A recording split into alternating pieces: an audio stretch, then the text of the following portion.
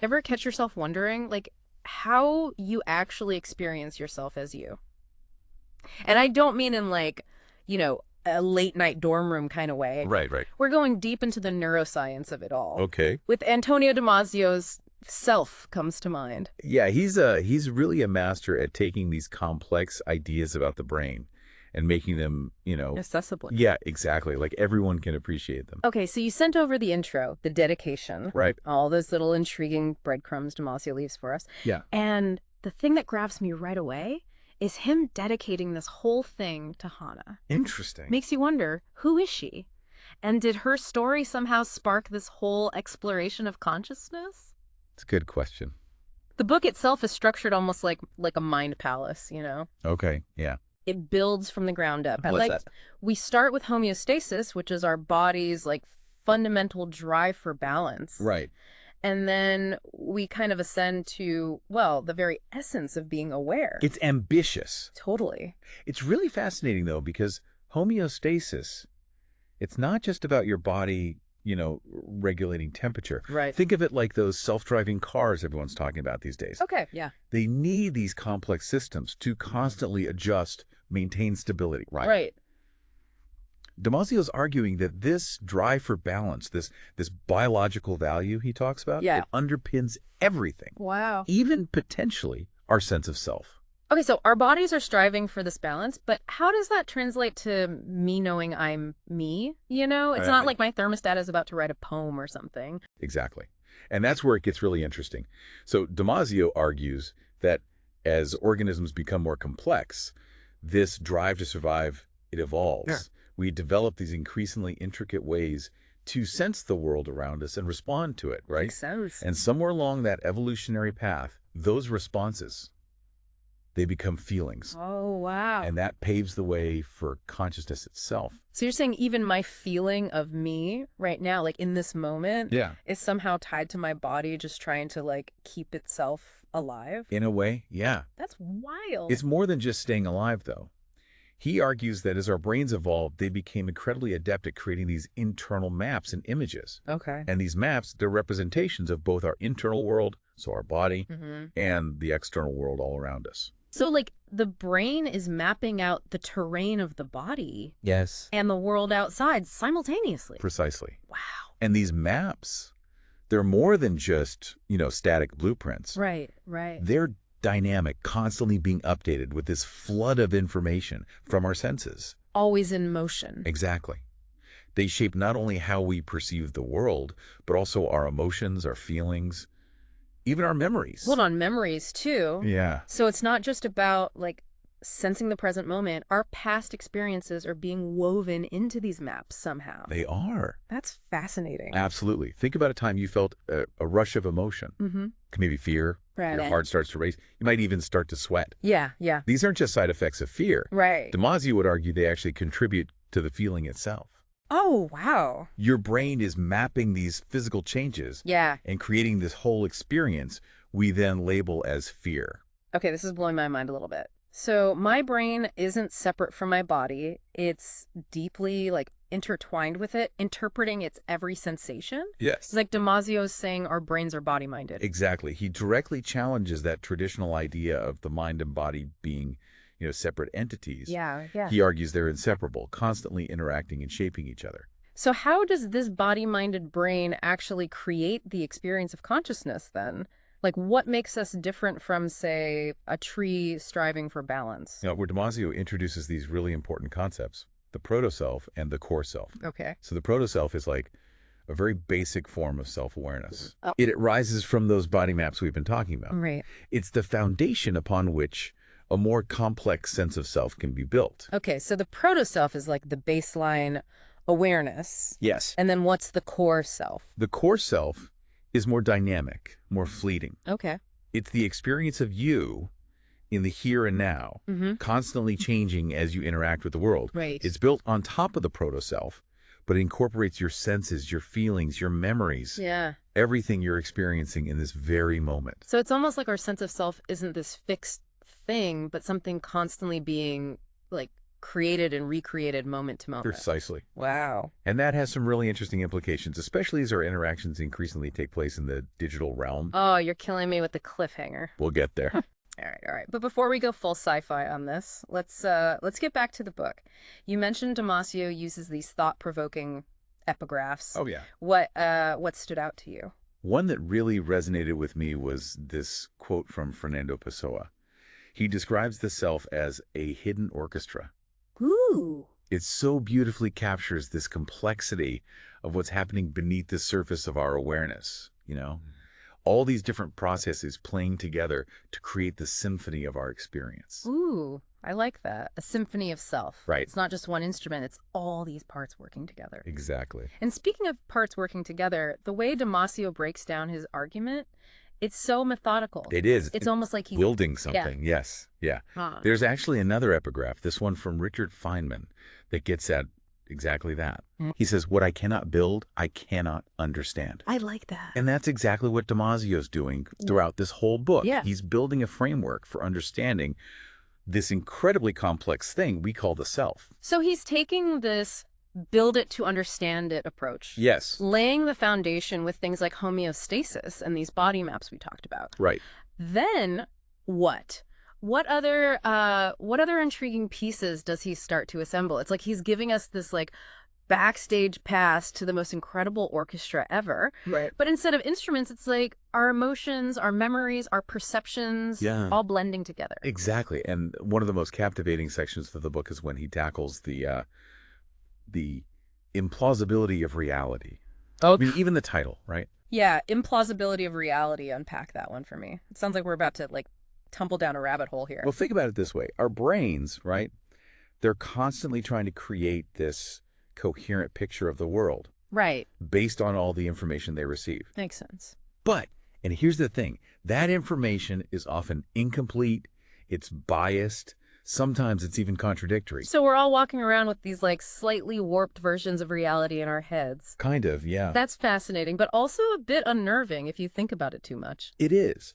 But Damasio argues that this ability to construct our own realities, even if they're not perfectly accurate, you know. Right. Like, it's a testament to the brain's incredible power. We're constantly filling in gaps, making inferences, trying to predict what'll happen next. It's a survival mechanism honed over, you know, millennia. So my brain is basically like a master storyteller. Yes. Taking whatever scraps of information it can find and weaving them into this like cohesive narrative. Precisely. And that narrative, that becomes our reality. Wow. It's how we make sense of the world, how we navigate our social interactions, how we make decisions, everything. But if our realities are so individualized, so subjective, what does that mean for like shared experiences? Right. Or even objective truth? That's where things get really interesting. Damasio argues that while there may be some objective reality out there, our experience of it is always filtered. Okay. It's filtered through the lens of our own unique brains, our bodies, our experiences. Right, right. Our memories, our beliefs, even our emotional states, they all color our perceptions. So two people could witness the same event. Yeah. But their internal experience of that event, their individual realities of it could be vastly different. Absolutely. And that's something we have to keep in mind, you know, as we navigate this increasingly complex world. We can't just assume that everyone else sees things the way we do. It's so true. Even if we're looking at the exact same thing. Okay, this is giving me a whole new appreciation for perspective taking. Yeah. But it also makes me wonder, how does memory fit into all of this? If our brains are essentially constructing reality as we go. Right. What role does memory play in that, in that construction project? Memory is crucial. Okay. Damasio argues that memory, it's not just about storing information. It's an active process that shapes our present experience. Every time you encounter something new, your brain is comparing it to similar experiences stored in your memory. So our past is always informing our present. We're not just experiencing the world as it is, but through the filter of everything we've already experienced. Exactly. Those memories, they provide context, meaning even emotional weight to our present experience. Right. They also help us make predictions about the future. Wow. Memory is way more dynamic than I ever realized. Right. Like, we're carrying around these, these vast libraries of past experiences Yes. that are constantly shaping how we interact with the world. It's remarkable. Yeah. And Damasio even suggests that our most basic feelings, they're actually rooted in memories of past bodily states. It's like our bodies keep score, in a way, recording the emotional impact of our experiences so we can use those memories to navigate future situations. So even our emotions are influenced by these like embodied memories. I'm starting to see how all of this ties together. Yes. We've got homeostasis, this drive for balance, leading to increasingly complex ways of sensing and responding to the world. Those responses become feelings, which are shaped by our memories and perceptions. Yeah. And all of this contributes to The Symphony of Self. There it is. It's the intricate interplay of, biology, psychology, Right. even our social experiences. Right. Speaking of social experiences, that reminds me of another really important piece of Damasio's framework. Oh, yeah, we haven't even touched on the whole, like, social aspect of the self yet. It's a big one. And I'm curious to know, with all this talk about the body and the brain, where does free will fit into Damasio's view? Yeah. Is there even room for it in this, like, body-minded system? That's a question philosophers have wrestled with for centuries, honestly. Right. And Damasio, he doesn't shy away from it. Okay. He acknowledges the powerful influence of our biology for sure. Right. But he also suggests that we do have a degree of agency in shaping our own destiny. So it's not this, like, simple either-or. Oh, We're not just puppets on a string completely at the mercy of our biology. Not at all. Damasio, he emphasizes the importance of what he calls sociocultural shaping, Okay. which refers to the profound influence of, our upbringing, our culture, all of our social interactions. So it's not just nature, it's nurture, too. Precisely.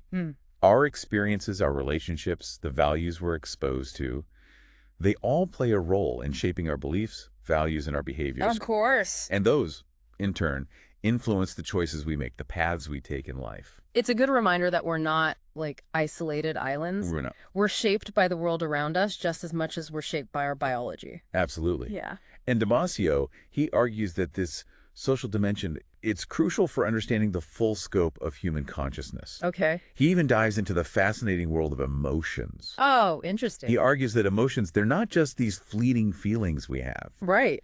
They're complex bodily responses that have evolved over millions of years. Wow. And they help us navigate our social world. So emotions aren't just in our heads, they're in our bodies, too. Exactly. Think about what happens when you feel this surge of anger. Okay, yeah. Your heart races, your face might flush, you might even feel your muscles tense up. Right. These physical changes, those aren't just side effects. Right. They're an integral part of the emotion itself. And our brains are interpreting those physical changes, essentially creating the feeling that we then label as anger. Precisely. And those feelings, Damasio argues, they're essential for guiding our thoughts, our decisions, our actions. Wow. They provide us with a sense of what's important, what's dangerous, what's pleasurable, all of it. It's like emotions are the language that our bodies use to communicate with our conscious minds. Yes. Helping us navigate the social world and make sense of our experiences. Exactly. And understanding how emotions work, how they're rooted in both our biology and our social experiences, that's key to understanding the nature of consciousness itself. This is all incredibly complex and fascinating, but as much as I'm enjoying this journey through the Symphony of Self, we are, unfortunately, running a bit short on time. We are. And there's still so much more to explore. There is. But before we wrap up, I want to loop back to something you mentioned earlier, this idea that our brains are constantly constructing a model of reality. Yeah. What are the implications of that, especially as technology continues to, blur the lines between the physical and the digital? It's like our brains are almost hardwired for virtual reality before we even put on the headset. It really is this fascinating paradox, as technology lets us kind of transcend the limits of our physical bodies. It also forces us to really confront the nature of those bodies. Right. And what role they play in shaping who we are. It's a total mind bender when you really start thinking about it. And it makes me think back to that quote we talked about earlier about the self being like a hidden orchestra. Yeah. So what happens to the music, so to speak, when we start introducing digital instruments? Right. Or even composing in these entirely virtual spaces? That is the million-dollar question. And it's tough because Damasio couldn't have predicted these specific ways technology is evolving now. Right. but his work still provides this framework Okay. for understanding the potential impact. Okay. He stresses that our brains are incredibly adaptable. They're constantly rewiring themselves in response to new experiences, new environments. So you're saying just as our brains evolved to like incorporate those physical sensations, those social interactions into our sense of self, they could also adapt to incorporate like digital experiences as well. Exactly. And we're already seeing it happen in these subtle ways. Yeah, it's true. Think about how social media has changed how we present ourselves. Right? Totally. How we curate these online personas. It's like we're creating these digital extensions of ourselves, these avatars that exist in the virtual realm. And as those avatars become more sophisticated, more like intertwined with our actual physical experiences, what happens to the boundary between the two? That's the big unknown, right? Yeah. But Damasio reminds us, this isn't just some philosophical debate. This has real-world implications for how we understand, like identity, empathy, even consciousness itself. This has been an incredible deep dive, to say the least. It really has. And while I know we've only scratched the surface of Damasio's work here, right, it's clear he's given us a lot to ponder. He does, yeah. Especially as technology continues to, like, redefine the very boundaries of the self. Exactly. And one of the most important takeaways here, I think, is this. We have to embrace the complexity.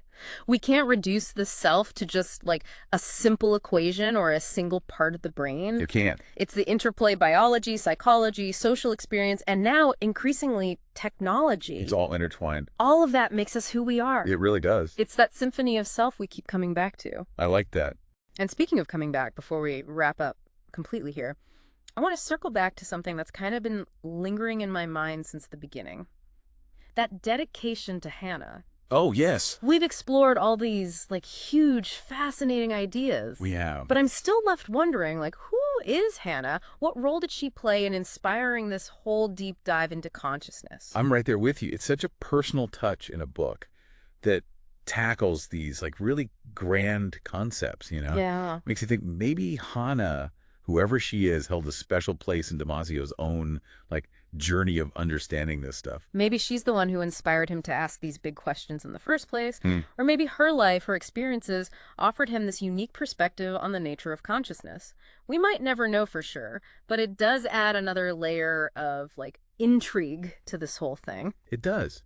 And it reminds us that behind every scientific theory, every big discovery, there's a human story there. It's true. A personal quest to understand. And that's a beautiful reminder. Even as we, try to delve into the complexities of the brain, the mysteries of consciousness, we never really leave the realm of human experience. Beautifully put. And on that note, I think we've reached the end of our deep dive for today. We have, but this conversation is far from over. I have a feeling we'll be revisiting these questions again and again. Oh, absolutely. Especially as technology keeps evolving and our understanding of the self expands. For sure. And for anyone listening who's ready to, like, go even deeper into this whole symphony of self, I highly recommend checking out Damasio's book. Yes. Self comes to mind. It's a challenging read, yeah, but it is so rewarding. Trust us, it's worth the deep dive. Until next time, keep those brains buzzing. And remember, the Symphony of Self, it's still being written.